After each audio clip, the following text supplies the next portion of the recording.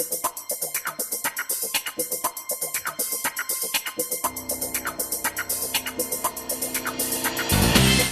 bairro, ele é um bairro que ele pode ter várias vocações, como ele realmente já tem uma vocação acadêmica.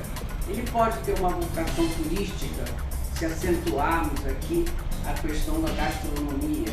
E ele tem uma vocação cultural, porque foi desse bairro, esse bairro inspirou pintores que fizeram justamente uma revolução na área da pintura a partir do chamado Grupo Green.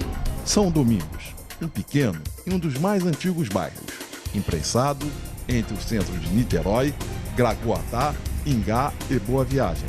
Sua área é de 0,69 km², com uma população em cerca de 4.500 pessoas. Eu acredito que a população que aqui reside há muito tempo, já bastante envelhecida, essa população já está muito reclusa dentro de suas casas, porque elas não conseguem já ter uma convivência de igual para igual com os novos usos que estão acontecendo na praça, de dia uma coisa, de noite é outra. Aqui, o rei Dom João VI teve casa em 1816, nessa esquina. Hoje, somente uma loja fechada. Ele fez, inclusive, daquele casarão não só um local onde ele passava a temporada de férias, de verão e tal, mas ele se instalou aqui como sede do governo provincial, de onde ele passou a governar, né? Não só o estado do Rio, mas o país. José Bonifácio, o patriarca da independência, morou por aqui também. No século XIX, os negócios com armazéns, boticas, armarinhos, colégios e o serviço de navegação de barcos a vapor. E da Companhia Cantareira, um estaleiro no Largo de São Domingos. Empresas inglesas e alemãs, estabelecidas no Rio de Janeiro, escolheram São Domingos para a moradia de seus funcionários mais elevados. Vários casarões ainda permanecem. Hoje, o bairro mantém sua vocação acadêmica, com a Universidade Federal Fluminense, UF, Faculdade Maria Tereza, o Museu do Cinema Petrobras, parte do Caminho Niemeyer, um comércio bem discreto, a Praça Lione Ramos, com o busto de Dom Pedro II, conhecida também como Cantareira, e também como a Lapa de Niterói, casas abandonadas, muita ocupação por moradores pobres. Mudança de uso, pode-se sugerir mudança de uso.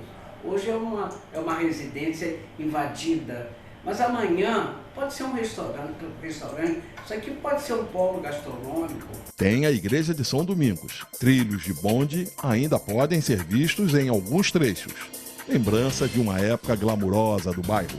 No setor imobiliário, a verticalização com edifícios modernos traz uma valorização ao bairro e preocupa moradores é a Associação dos Professores Inativos da Universidade Federal Fluminense, ASP-UF, criada há 23 anos. Acha necessárias intervenções que possam redinamizar a vida do bairro e apresenta um documento com sugestões de professores aposentados em arquitetura e urbanismo, com mestrado e doutorado em universidades estrangeiras, para a elaboração de projeto junto à Prefeitura de Niterói. Esse bairro ele sofreu a maior agressão com a implantação do aterro.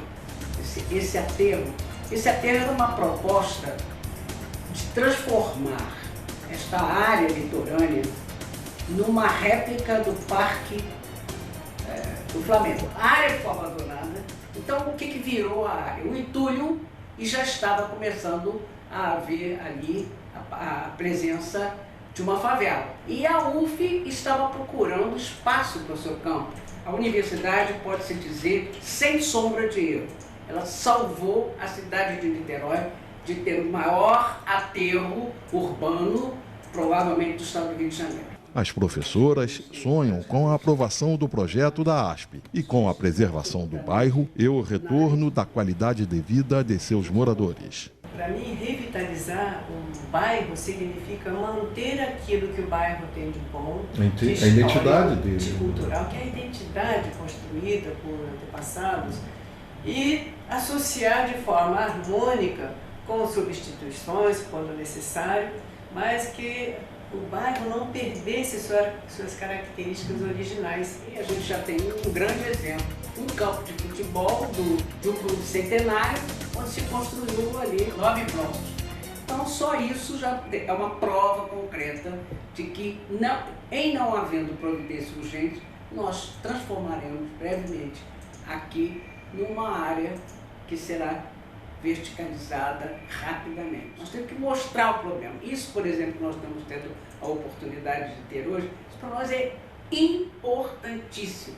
Significa que a gente tem uma Câmara que tem sensibilidade, significa que a gente tem uma Câmara que quer realmente cooperar, começar algo que possa trazer à cidade realmente a sua recuperação histórica. A senhora acha que São Domingos corre o risco de acontecer o que aconteceu com o Fonseca, com o túnel Charitas-Cafubá, dele virar um bairro de passagem?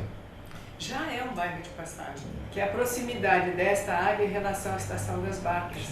Então o acesso é fácil, então morar aqui e trabalhar no Rio é muito mais atrativo do que morar em Itaipu e trabalhar no Rio, né? Desse boom imobiliário em Niterói e no Brasil inteiro, que foi aí os anos até 2012, 2013. Nossa, descaracterizou completamente muitos bairros e muitas cidades deste país. Nós precisamos ter realmente políticas públicas que tragam à cidade aquele esplendor que ela já teve. É que nós conseguíssemos, da Prefeitura de Niterói, o aval e o compromisso no sentido de fazer aqui em São Domingos uma espécie de experiência piloto, e se tiver que refuncionalizar, não pode mais ser moradia, que se coloque lá moradia estudantil, centro de eletrônica, centro de mídia, enfim, que pulverize as atividades que são nobres e que nem sempre tem lugar para se instalar a baixo custo, a um custo razoável, mas que a cidade passe a pulsar não só em função dos grandes equipamentos, dos grandes edifícios, mas que volte a ser uma cidade assim, onde se respire um ar de dignidade, né? Um ar de respeito. A gente tem expectativa dessa integração de poderes, da comunidade, enfim, para que se realize isso. Vamos fazer um esforço para salvar o patrimônio histórico de Niterói.